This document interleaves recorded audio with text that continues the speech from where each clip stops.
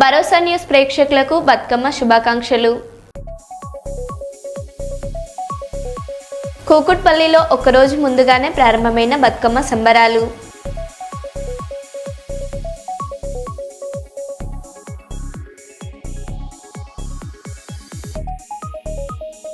మోదీని చూసి బాలుడు భావోద్వేగానికి గురి.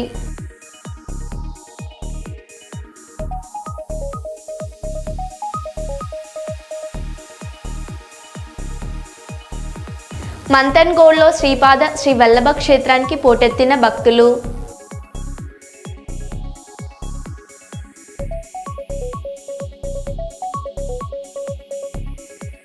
కర్నూలు కనకదుర్గమ్మ ఆలయంలో శరన్నవరాత్రుల కరపత్రాల విడుదల.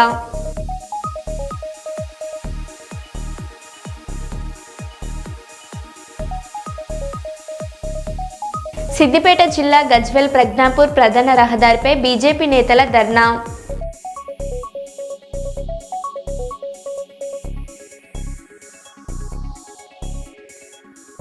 ఇక వివరాల్లోకి వెళ్తే, పాతపట్నం మండలంలోని శుభలై గ్రామానికి చెందిన అజిత్ రోహిత్ అనారోగ్యంతో బాధపడుతున్నాడు. తల్లి అజిత్ రాణి ఆర్థిక ఇబ్బందుల కారణంగా తన కుమారుడికి తగిన వైద్యం చేయించడంలో తీవ్రమైన కష్టాలను ఎదుర్కొంటున్నారు. కుటుంబం చిన్నపాటి వసతి వనరుల ఆధారంగా జీవనం సాగిస్తుందని వారు వెల్లడించారు. పాతపట్నం నియోజకవర్గ శాసనసభ్యుడు ఎంజీఆర్ వారి సమస్యను ప్రభుత్వం దృష్టికి తీసుకెళ్లడం ద్వారా ముఖ్యమంత్రి సహాయ నిధి ద్వారా 1,60,502 రూపాయల నిధుల కుటుంబానికి అందజేయబడినాయి. ఎమ్మెల్యే ఎంజీఆర్ చేత చెక్ను అందజేసినప్పుడు బాధిత కుటుంబం కృతజ్ఞతలు తెలిపారు. పాతపట్నం నియోజకవర్గం మండలం అనగా ఎర్రమండలం గ్రామము శుభలై గ్రామం చెందిన వాళ్ళం మేము. అలాగే మా బాబు ఆర్థిక పరిస్థితి వల్ల, అనుకూలమైన పేద పరిస్థితి వల్ల కొంత అమౌంట్ మెడిసిన్ ఖర్చులకి డబ్బులు సరిపోవలన సీఎం రిలీఫ్ అని పెట్టాము. అలాగే మా ఊరు నాయకులు అనగా బుజ్జిబాబు గారు, నాయకులు సొండు గోవిందరావు గారు, అలాగే అప్పన్న గారు నాయకునికి తెలియజేశాము ఈ సీఎం రిలీఫ్ అనగా. అలాగే చంద్రబాబు నాయుడు గారికి, అలాగే సీఎం గారికి, ఎమ్మెల్యే మామిడి గోవిందరావు గారికి నా కుటుంబ తరపున, నా తరపున హృదయపూర్వక నమస్కారములు. Thank you. సీఎం రిలీఫ్ చేసినందుకు మా యొక్క హృదయపూర్వక నమస్కారములు. అలాగే థ్యాంక్స్. పాతపట్నం నియోజకవర్గం ఎర్రమండల మండలం శుభలై గ్రామానికి చెందిన అజిత్ రోహిత్ తల్లిదండ్రులు ఒకరోజు నా వద్దకు వచ్చి ఇలా ఆరోగ్య పరిస్థితి బాగోలేదు, మా ఆర్థిక పరిస్థితి కూడా చికిత్స చేయించుకునే స్థామత లేదు అని నాకు తెలియజేయగా, నేను నియోజకవర్గ ఎమ్మెల్యే గారు మామిడి గోవిందరావు గారి దగ్గరికి వాళ్ళని తీసుకొచ్చి వాళ్ళ పరిస్థితి అంతా తెలియజేయగా, సీఎం రిలీఫ్ ఫండ్ కోసం అప్లికేషన్ పెట్టుకోండి, నేను ప్రాసెస్ చేస్తాననేసి చెప్పడం జరిగింది. అప్లికేషన్ పెట్టుకున్న తర్వాత ఎమ్మెల్యే గారి కృషి వలన వారికి ఆర్థిక భరోసా ముఖ్యమంత్రి కార్యాలయం నుండి సీఎం రిలీఫ్ ఫండ్గా ఈరోజు చెక్కు అందజేయడం జరిగింది. ఈ సందర్భంగా ఆంధ్రప్రదేశ్ రాష్ట్ర ముఖ్యమంత్రి నారా చంద్రబాబు నాయుడు గారికి, అలాగే పాతపట్నం నియోజకవర్గ ఎమ్మెల్యే గౌరవ మామిడి గోవిందరావు గారికి వారి కుటుంబం తరఫున, తిరుమండలం ప్రజానీకం తరఫున ధన్యవాదాలు తెలియజేసుకుంటున్నాను. శ్రీ వరంగల్ భద్రకాళి అమ్మవారు కోరిన మొక్కులు తీర్చే తల్లి ఓరుగల్లు ప్రసిద్ధిగాంచిన శ్రీ భద్రకాళి అమ్మవారి దేవి శరన్నవరాత్రి మహోత్సవాలు ఈ నెల 22వ తేదీ నుండి అక్టోబర్ 3వ తేదీ వరకు జరగనున్న శ్రీ భద్రకాళి దేవి శరన్నవరాత్రి మహోత్సవాలకు అన్ని ఏర్పాట్లు చేశామని ఆలయ ఈవో సునీత తెలిపారు.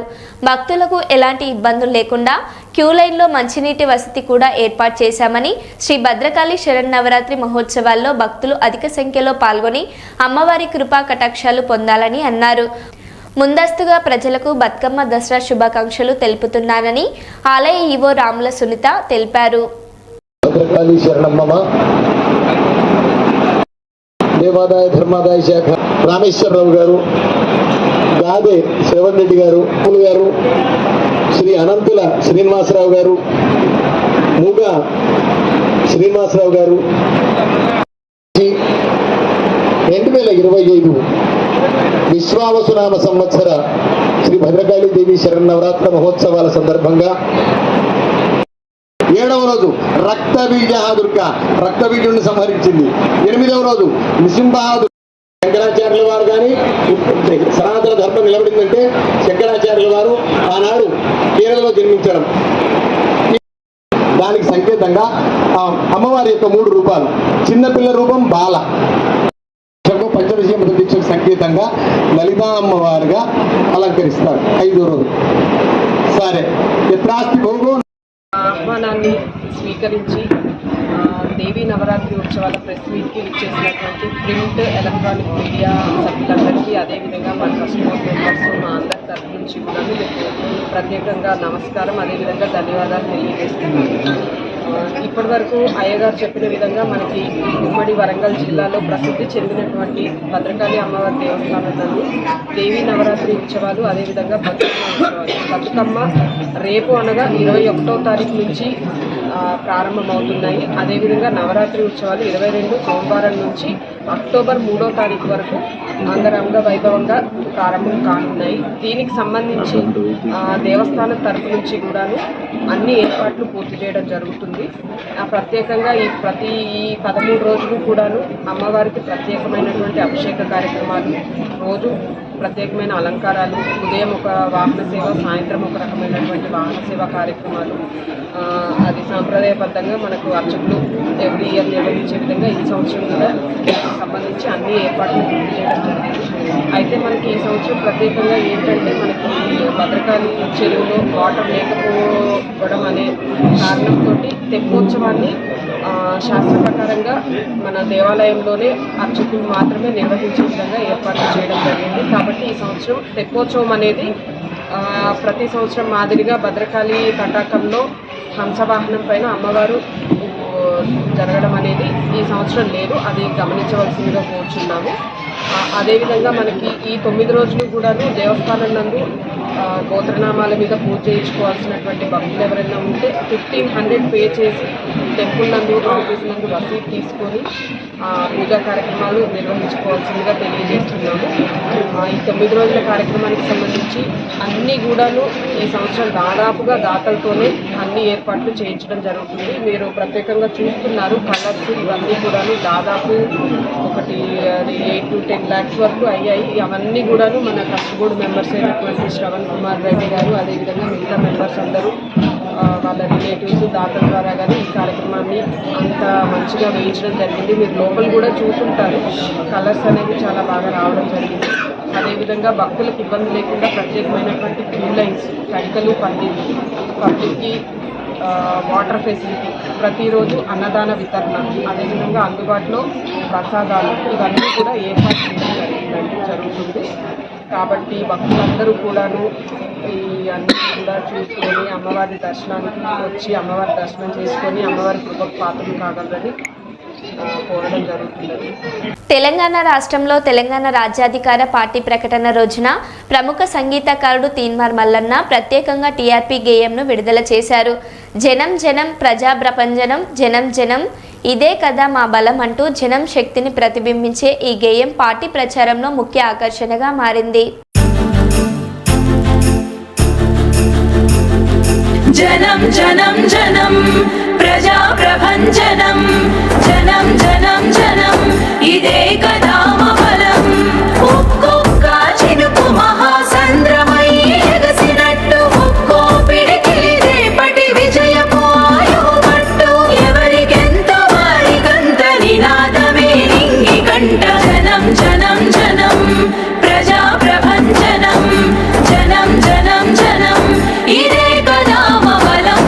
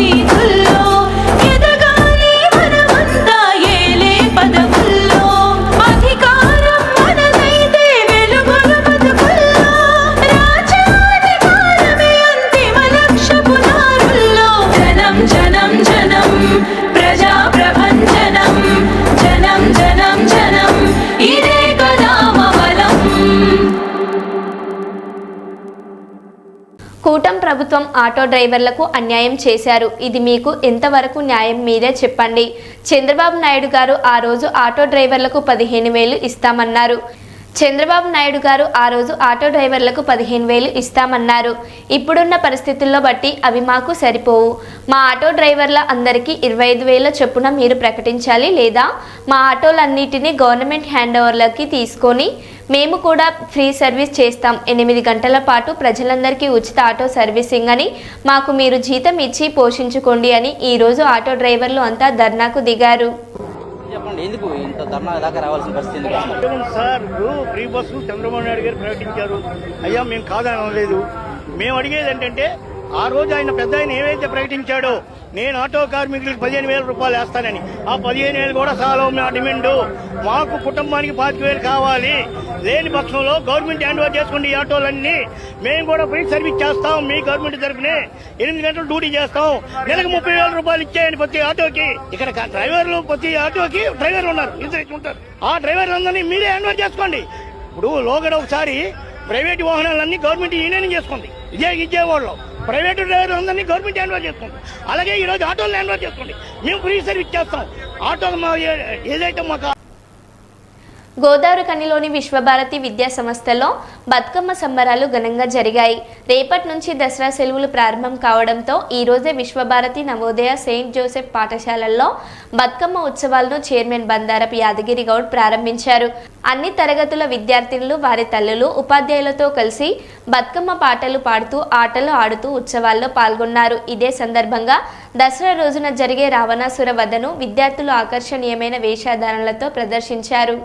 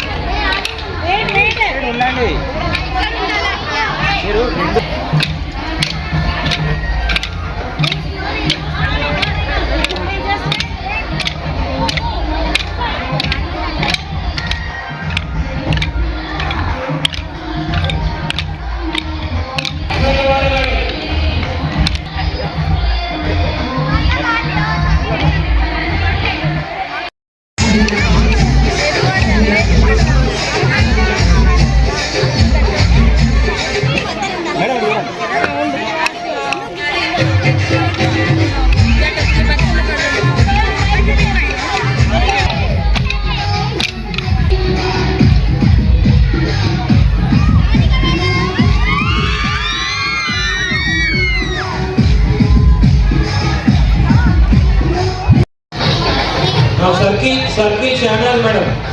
Make a circle around channel, madam. Bathukamma పండుగను విశ్వభారతి పాఠశాలలో ఘనంగా సెలబ్రేట్ చేస్తూ ఉన్నాం. ఈరోజు తెలంగాణ వ్యాప్తంగా రేపటి నుంచి ప్రారంభమయ్యే బతుకమ్మ పండుగలకు పాఠశాలలకు రేపు సెలవు కావున ఈరోజే స్కూళ్ళలో అన్ని పాఠశాలల్లో బతుకమ్మ పండుగని ప్రారంభించడం జరిగింది. ఈ బతుకమ్మ పండుగ అనేది ప్రకృతి సిద్ధంగా ఉన్నటువంటి పండుగ. మన తెలంగాణ పండుగలు ఏవైనా కూడా నేచర్కు దగ్గరగా ఉంటాయి. ఈ బతుకమ్మ పండుగ కూడా పూల పండుగ. అన్ని దేవతల్ని మనం అందరం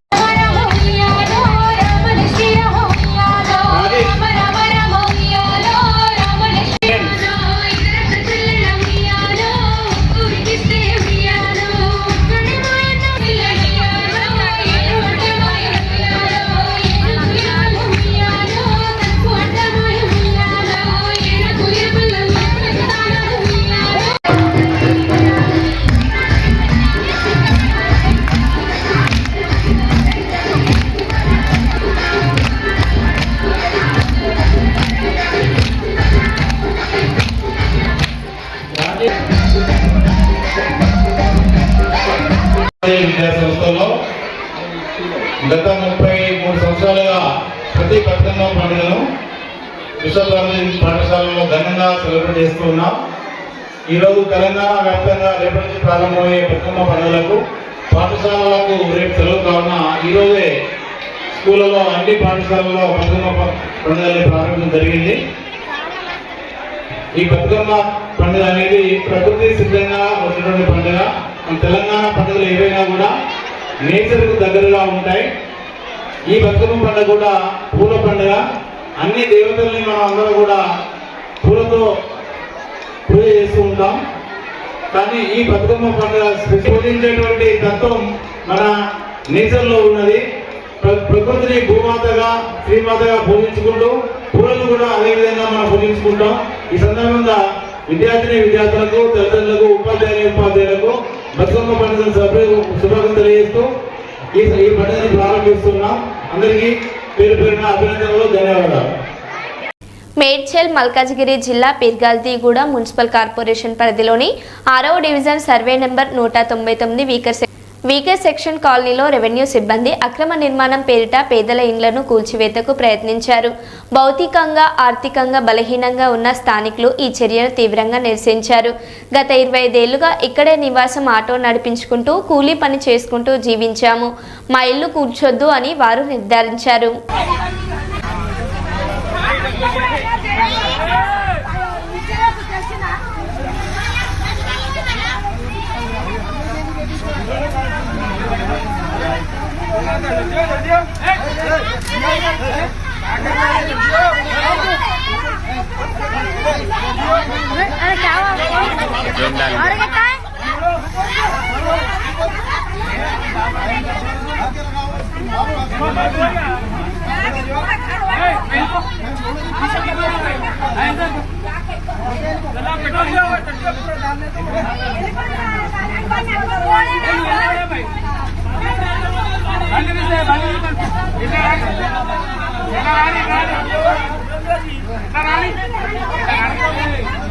परमेश्वर है परमेश्वर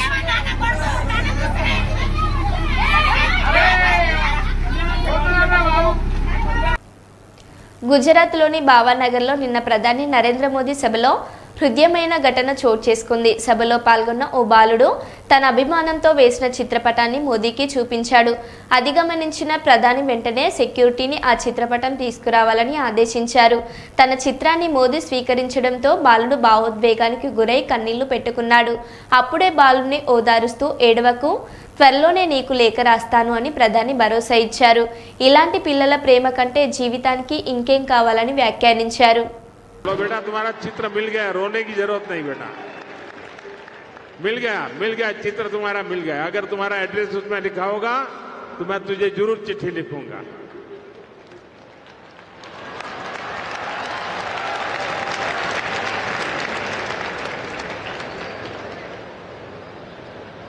साथियों,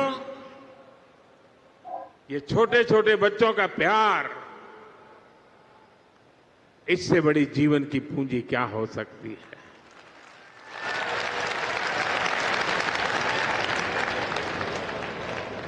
चित्र बना करके लाया है, कब से खड़ा है, उसके हाथ दुखते होंगे. कोई जरा इसको कलेक्ट करे, छोटा सा बालक है. शाबाश बेटे.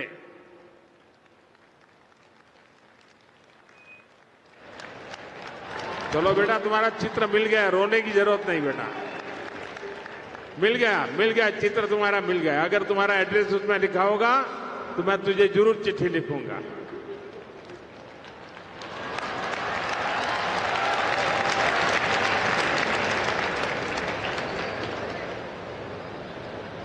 साथियों, ये छोटे छोटे बच्चों का प्यार, इससे बड़ी जीवन की पूंजी क्या हो सकती है.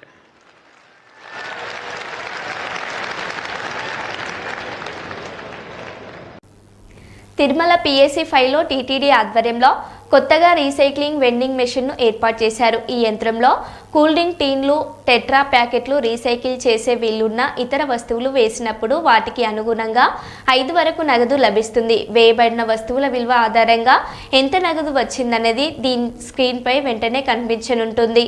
టీటీడీ ఈ వినూత్న చర్య ద్వారా తిరుమలలో పరిశుభ్రతతో పాటు ప్లాస్టిక్ వ్యర్థాల నియంత్రణకు ఉపయోగపడుతుందని అధికారులు తెలిపారు.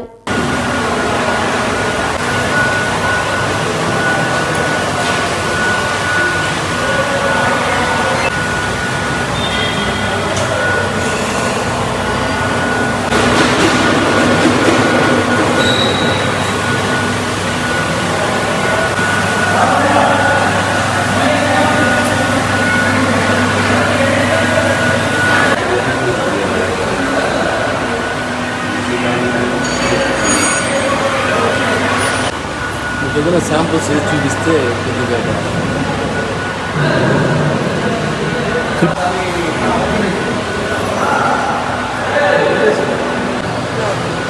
బట్ ఇప్పుడు మెటీరియల్ వేయలేదు.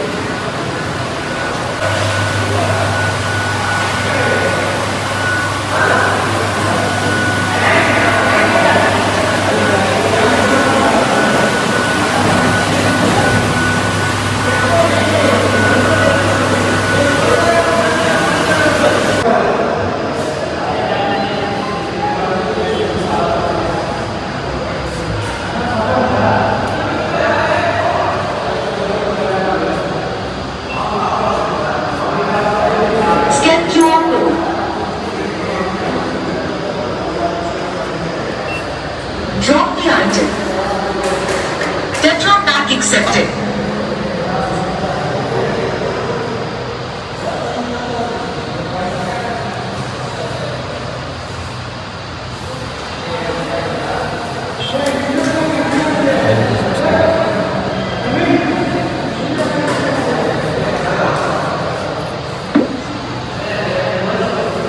Recycle credits added to your number. Device is ready to use. Device is ready to use.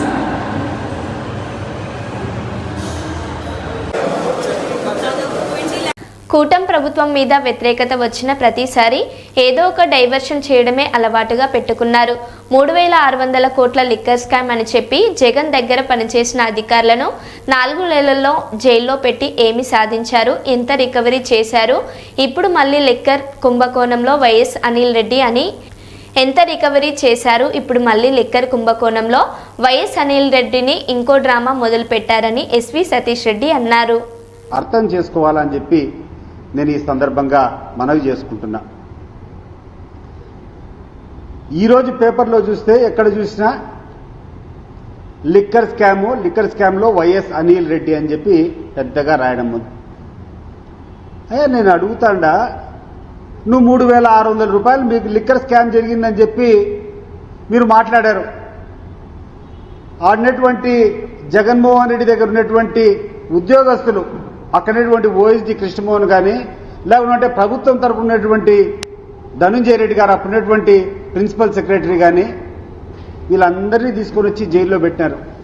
ఏం సాధించినారు అని చెప్పి నేను అడుగుతున్నాను. ఈ ప్రభుత్వాన్ని మీరు వీళ్ళందరినీ తీసుకొని వచ్చి అనేక రోజులుగా గడిచిన ఒక్కొక్కరిని 3 నెలలు 4 నెలలు లోపల పెట్టుకున్నావు. లోపల పెట్టి ఏమి సాధించినావు? ఇది ఒకసారి గుర్తు చేస్తున్నా చంద్రబాబు నాయుడు గారు, మీరు 4 నెలలుగా ప్రభుత్వ పరంగా ఉన్నటువంటి ఉద్యోగస్తులను తీసుకొని వచ్చి జైళ్లలో పెట్టారు. 3600 రూపాయలు లిక్కర్ స్కామ్ అని చెప్పారు. మరి ఈ లిక్కర్ స్కామ్లో కనీసం ఒక 50 కోట్లు 100 కోట్లైనా ట్రేస్ చేశారా? ఈ డబ్బులు ఎక్కడ పోయినాయో రాబట్టగలిగినారా? ఈ రోజు కూడా ఎంత సిగ్గుచేటుగా ఉందంటే మీరు చేసేటువంటి కార్యక్రమం. మరో బులెటిన్లో మళ్ళీ కలుద్దాం. Stay tune.